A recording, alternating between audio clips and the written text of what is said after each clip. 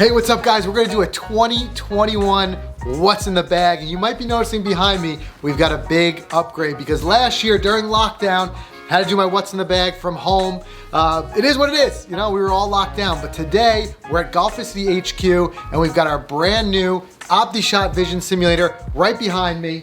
And we're gonna take some cuts. So, today we're gonna run through the bag, we're gonna talk equipment, we're gonna talk accessories, we're gonna talk camera gear a little bit too, because a lot of you asked that question. In fact, I asked on my Instagram earlier today, what questions do you have for my What's in the Bag? And you guys shot away a lot of really great questions, so I'll try to answer as many of those as I can. And I wanna reward our notification crew. So if you've got those notifications turned on, here's your chance. What we're gonna do is, the first 25 people who drop a comment on this video are gonna get a chance to win this ShotScope G3 GPS unit. We love these things. Excited to give one away. We always like to do giveaways. So if you're not already subscribed, make sure you subscribe and turn on that notification because like we said, 2021, we're gonna be doing a lot of flash giveaways. We're gonna start with this one right here. So drop a comment. Let's see who's the first people to watch this video and you get a chance to win one of these. Ready to run through the bag? Let's go.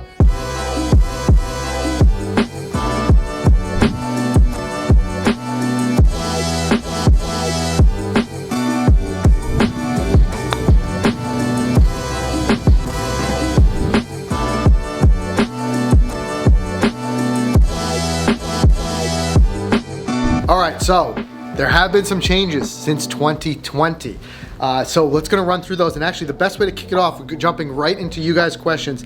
KSF87 asks, what is the biggest improvement from your 2020 bag? And actually, that's a difficult question. In fact, Mike and I just talked about that in our goals episode of the podcast because there are a number of candidates in the bag. For one, we're gonna talk about in a minute, the SM8 Wedges. Got a chance to work with Kevin Sprecher again, going through the wedge fitting. I can't stress enough, guys, how much of a difference it makes when you go through a real fitting, especially with wedges. There are so many variations in loft, lie, bounce, grind, shafts. There's so many different options. So going through a fitting is what's gonna be best. I'll show you what works best for me, but that doesn't mean it works best for you guys. Get that fitting if you can. But the other big one, and the first club I wanna highlight, is the new Titleist TSI driver. All right, so you guys may have heard, if you follow closely, me saying that it would take a lot for me to take the TS2 driver out of my bag. Well, guess what? This TSI really wowed me. And if you haven't had a chance to check out that video, go back, take a look at the fitting because it really was incredible, the changes. Like I said before, and you've heard me say it on the podcast before, the TSI is not just a small tweak to the TS2, the TSI2 in my case. What happened is Titleist really did take everything that they learned with the TS2 series and really build upon it. And one big spot where you can see that is in the face. This brand new ATI material, it's made right in the States, in Pittsburgh, and it makes a big difference as far as ball speed. We compared these head to head with the TS2, and with the same swing speed, same ball, I was generating more ball speed. So it really comes nicely off the face and I don't lose any of the forgiveness. A big reason why I got the TS2 was the forgiveness, and I get that forgiveness in the TSI2 as well. I find for me, nothing helps me hit the ball further than having a forgiving club. If I've got that forgiveness in my hands, I know I can kind of really lay into it. So that's what really helps me get the distance. Now, anybody who watched last year's What's in the Bag will notice one big thing, and that is a lot more shaft consistency through the bag. So what I ended up doing, I loved that hazardous smoke last year, but the Tensai Blue, which is a mid-launch, mid to low spin shaft, I've got it in the 55 gram in this TSI2. You'll now see that shaft, the Tensai Blue, is all the way through my bag when it comes to driver and metal. So I now have the Tensai Blue in the 3-wood, which I'll show you in a second, and the hybrid. And it just found that, as Kevin Sprecher said when we were getting fit for, he said, that's just your shaft. It just works well for me. And now we see that consistency. It worked well enough, you'll see that in all 3 clubs. It is really a terrific shaft. Also, by the way, I went to a 10 degree and in a B2 setting. Again, for all the information of why we did that, make sure you check out the fitting video because, like I said, there's a lot of detail that goes into it, and the adjustability in these clubs, it really helps fit to the golfer. Keeping with that same shaft, here we go, right? So we see it again. Now, this is the newest club in my bag, and in fact, another great question that came in here, Trey Rossler 34 asked to talk about the TSI Fairway, and we have a waiting question I'll get to in 1 second, but this is a club that hasn't seen the golf course yet. Actually, just got this club. We just got fit about a month ago and it just arrived, but the #1 hole in my bag, if you go back to 2020 and if you look at my shot scope usage, you'll see that the 3-wood was dramatically underused. And if you watch that video with Kevin Sprecher, I expressed to him my concerns. I was just having trouble hitting it. I wasn't getting the height I needed, and any of the situations where I would normally want that 3-wood, I found myself avoiding it. So he said, that's just not good. We need to make a change here, and we did. And one big thing with the TSI 2 is it launches the ball so much higher. I'm so much more ease getting it up in the air. And another thing, very smart working with Kevin, that what he did was he ended up putting me in a shorter shaft. So here we've got a 65 gram stiff flex Tensai blue, but it's about a 1/2 inch shorter. What he found was I hit my hybrid so well. He wanted this club to give me a little bit more of a feel of a hybrid when I'm swinging it. So that shorter gives me a little bit more confidence that I can get a better strike on the ball. Also, we add a little bit more loft, went up to 16.5 degrees. That little bit more loft, he said, gave me the confidence of knowing I didn't need to try to help the ball in the air. That ball was gonna get in the air just looking down at the face.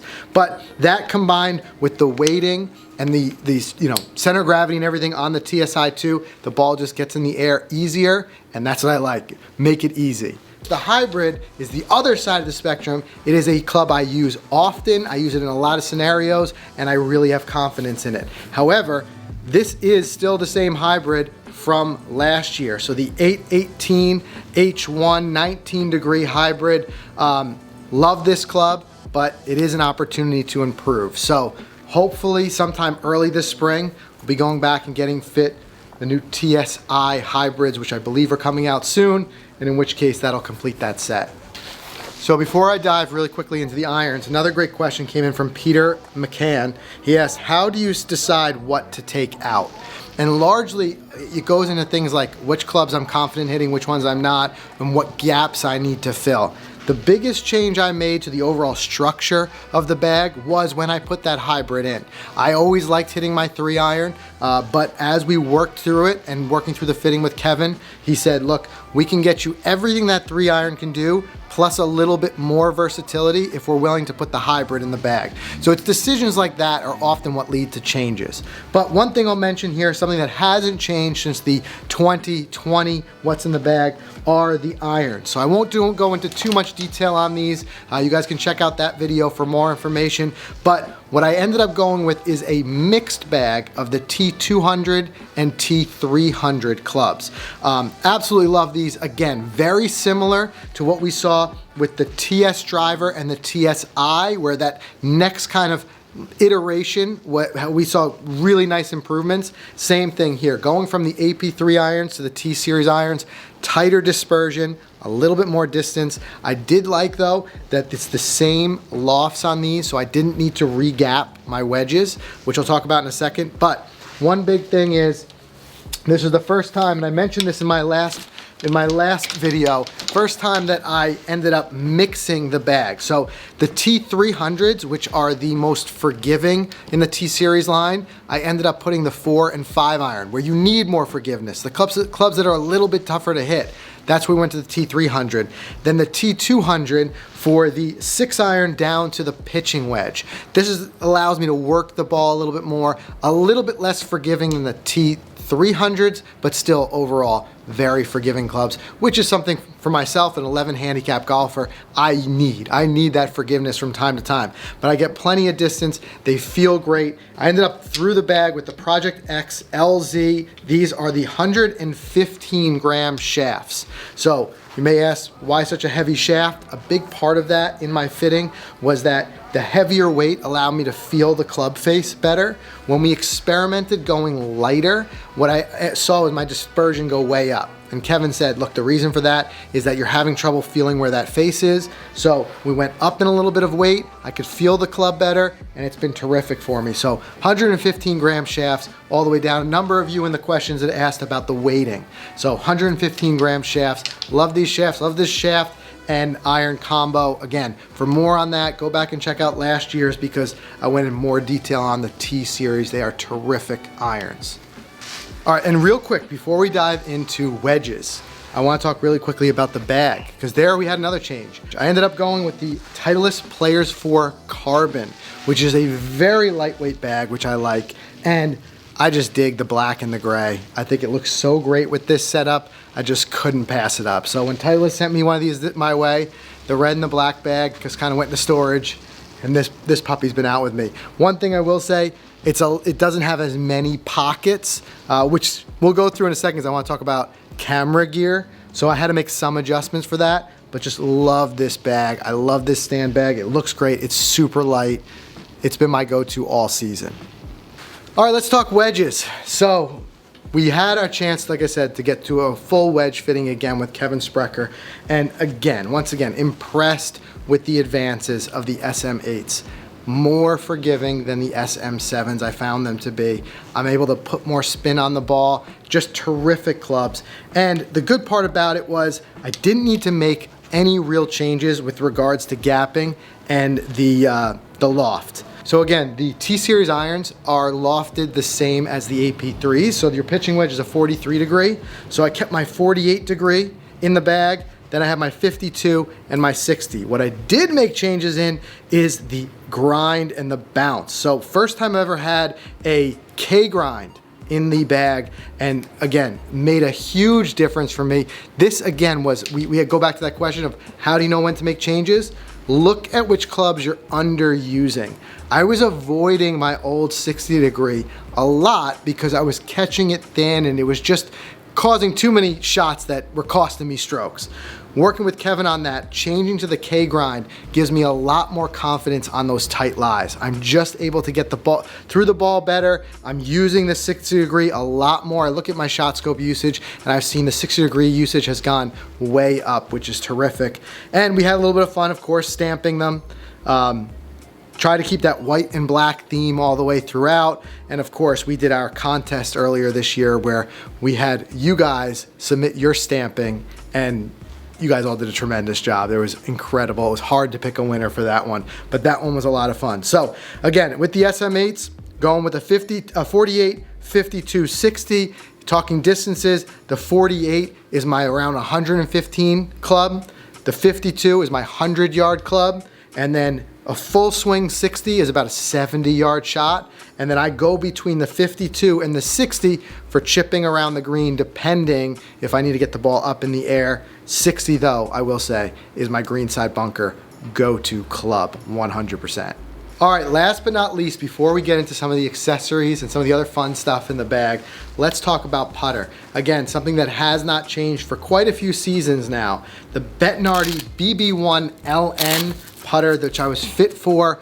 I got fit for this at Club Champion in Hackensack, New Jersey a few years ago now, and I'm a big proponent of sticking with a putter. I know a lot of people like to try new putters when something's not right with their putting. I'm all for getting fit, but I also think sometimes you just gotta ride those things out. I think if you change putters too often, you end up kind of trying to hit a moving target. So I've had my ups and downs with this, but I still have a ton of confidence in it. The only change I did make, shortened it up a bit after working with Kevin Sprecher. He said that it would help me keep my eyes over the ball more if we shortened it up a bit, but it's been terrific. And putting has been a huge thorn in my side, but also a big area of focus through all of last year of working on. I worked on it, you guys may have saw when we did the putting a lesson at Baltusrol. I worked a little bit with Brad Worthington on it as well. And all of that, it's a slow grind, but it's a grind that's starting to pay off. I saw in my shot scope stats, I saw all of my putting stats improve from 2019 to 2020. So I want to work on continuing that trend. My 3 putts went down to 7% in 2020. So it just really shows me that I'm getting better with it. Like I said, I still am very comfortable with this putter. I think it has a terrific soft feel off the face. So this is a putter that's gonna stay in the bag for some time to come. All right, so now let's dig into the bag and look at some of the other accessories. A lot of you had asked that. It's funny, I posted a question about what's in the bag and so many questions come in about stuff that's other than clubs. It's always interesting to see what people are carrying around in their bag.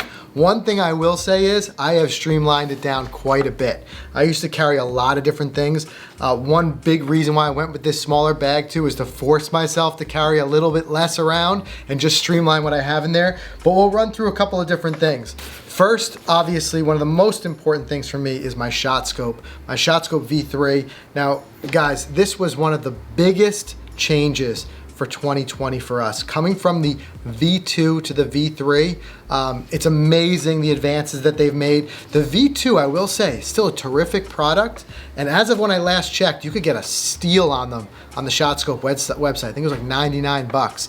But the V3, smaller, lighter, just a really great unit, and I love that it tracks everything I'm doing. I don't want to be distracted when I'm out there on the golf course with noting like greens hit, fairways hit, things like that. I know it's working. My mind's off it. It's great to have. So this stays in the bag. I charge it up, put it in the bag so that I have it there for every round.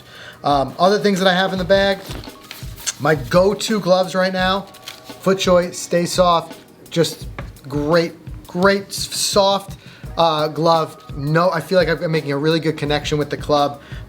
Just one of those things you can put it on and not think about it. One thing I will say though is make sure you get the right fit. It's gotta fit nice and tight. It's gotta be like a second skin. That's the best way to use it. Other ones in here too, I like to have them in there for the just in case, especially this time of year when it's colder. I've got some of my warmer gloves in here, as well as my rain gloves. You guys saw we played a round in the rain at Ramsey, which was just something else. But it's good to have those in there when you need them. And because you guys know it gets cold here in the Northeast, those really cold days, I've got these little hand warmers that I can throw in a pocket, warms you right up. So another great thing to have in the bag. And of course, just more gloves. If there's one thing I've got too many of, it's gloves. But there's nothing better than the feeling of a fresh glove.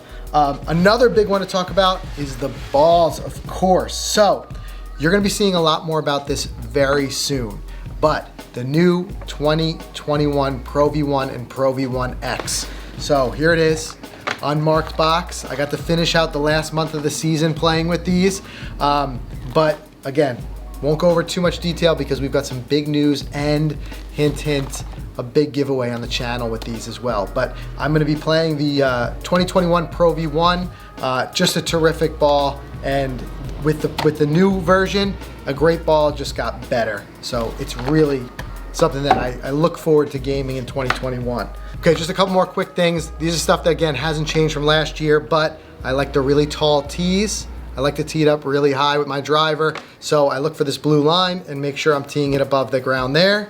And then the other thing is just like to have a divot tool and a ball marker. Super simple one I got from 18 Birdies a couple years ago. Keep it on there. It's also got a bottle opener, so you never know what you might need out there. But good to have, just don't play around without it. Another smart thing to have, I mentioned this last year, I like to have one of these external battery chargers, just a battery bank. Keep it charged, I throw it in there. You never know when your cell phone is gonna die out there. You need a quick juice, you got it. All right, and I know the other big question you guys had was about the camera gear that we use. So one question came in from Robert Schneidmiller. He said, on-course camera gear he wants me to talk about. One thing that I always kind of have to find a room for is a couple strategic things. We also have the big camera in our hand. If you guys want, what I'll do is I'll drop a link below where you can go to and you can see all the equipment that we use out on the course. We've made some changes throughout the year. We're always looking at getting better. So we're always investing in some new cameras, new lenses, things like that. But two big ones that I carry with me all the time. First, the action cam. this is the one that goes in harm's way. You know, when Mike and I are not brave enough quite to stand in that, right in front of that shot, or how we get those really great bunker shots, that's when we grab the action cam, stick it in the sand, it's waterproof, it deals with the elements. We'll throw that in there, and that's how we get some of those great slow motion bunker shots or shots behind the hole when we're putting into the hole. So this is great to have. I like to have it accessible. We just grab it out of the bag and throw it down. And then the other one is this 360 camera. We use this often when we don't quite know where we need to point the camera. For example, we'll put this on a green as we're hitting at it, and then this way, wherever the ball lands, this camera is going to pick it up. And we get some of those other really creative shots, almost looking like a drone shot at times with this. So those are the two cameras that are always in my bag for like run and gun, quick use. But of course, we've got a whole arsenal of bigger cameras as well. Again, I'll put the link in the video description so you can see the full listing of all the camera gear that we use, tripods, everything is in there, because I encourage you guys to go out there and film your rounds too. It's fun. It's fun to be able to share that. So that's the camera gear. There's always going to be some random stuff in here. Here's a Manhattan Woods little yardage book. You never know, the fun little collectible stuff that you end up with in your bag. I always keep a bottle of water in the bag. And then, let's see here. We had one question come in. Nick St. Pierre asks, love the videos, favorite club, favorite encore snack, favorite post-round drink. So he front-loaded that with quite a few questions. But the snack, Mike turned me on to this. Love these things. The builder bars, I think they're made by Cliff. Man, those things, if you're hungry out there and you need something to get you through the rest of the round or to the turn, this thing will fill you up. So I always keep a builder bar in there with me. So trying to answer all of your questions, Nick, I talked about the club before. The other thing would be post-round drink. I think my pre-round and post-round drink is always an iced coffee. Love having the coffee when we're out there. But if we're gonna celebrate, Mike and I will go in, clubhouse, grab a beer. I like to just ask what's on tap, just try some new things. We got to try a lot of new stuff in our travels, which hopefully we'll be traveling again real soon. Lots and lots of fun destinations that we had planned in 2020 that have since been moved to 2021. Hopefully be able to bring those to you guys really soon. And if so, I mean, the food and the beverage, it all comes with it. So we'll be sharing a lot of that as well. Last thing I have, got my red Sharpie here for marking the balls. Oftentimes, even though Mike plays the X and I play the V, sometimes it gets confusing out there. I like to know who's who, especially when in those rare occasions where we both hit a good shot and we're right next to each other. I gotta make sure whose ball is whose, so I like to have the marker with me. And here's a great question, came in from KSF87. He said, have you thought about putting the new ShotScope rangefinder in the bag? And all I can say is, you'll find out more soon. Can't talk about it just yet. We have been testing it a little bit, and I think I've already said too much, but hang tight, because in the next probably 2 or 3 weeks, you're gonna find out a whole lot more. As soon as we're able to talk about it, we will be talking about the new ShotScope rangefinder, how we're going to use it, what we think of it, and of course, giving one away. So stay tuned for that. Thanks for asking the question. Wish I could talk more about it. It will be in the bag really soon. All right, the very last thing in the bag is one of the most important things over the last 12 months. It's a little hand sanitizer. Listen, it is what it is now. I think this is gonna be forever in all of our golf bags. It's the world we live in now. Just smart to have this with you. I also keep my mask in there. Luckily on the golf course, we've been able to have those moments when we could take off our mask, but you guys know how it is. You go into the clubhouse, you know, things like that. When you interact with people, you got to throw your mask on. So I do keep a mask in there, but that is it. That is everything is in the bag for 2021. Like I said, if you're expecting or thinking any changes that might come up, I think the biggest one is going to be that hybrid. That is currently the oldest club in my bag. I still love that club, but it's going to be very similar to the TS. If something new can outperform it, it's going in the bag. So stay tuned for a lot more of that. And remember guys, drop those comments, turn on those notifications. We're gonna do a lot more of those flash giveaways. First 25 people to comment get a chance to win that ShotScope G3. We will send that out to you. So good luck with that. Hopefully you guys enjoyed this, but as I said last time, I can't cover everything. if you have any questions, post them in the comments. I will personally go through and answer as many questions as I have. But again, I am super happy with this setup, super confident in it. Feels like I know what I've got going out there and I can rely on it. So I really just can't wait to hit the ground running in 2021 and start playing more with these sticks. And I'll let you guys know how it goes as we go out throughout the year. Thanks for watching, guys.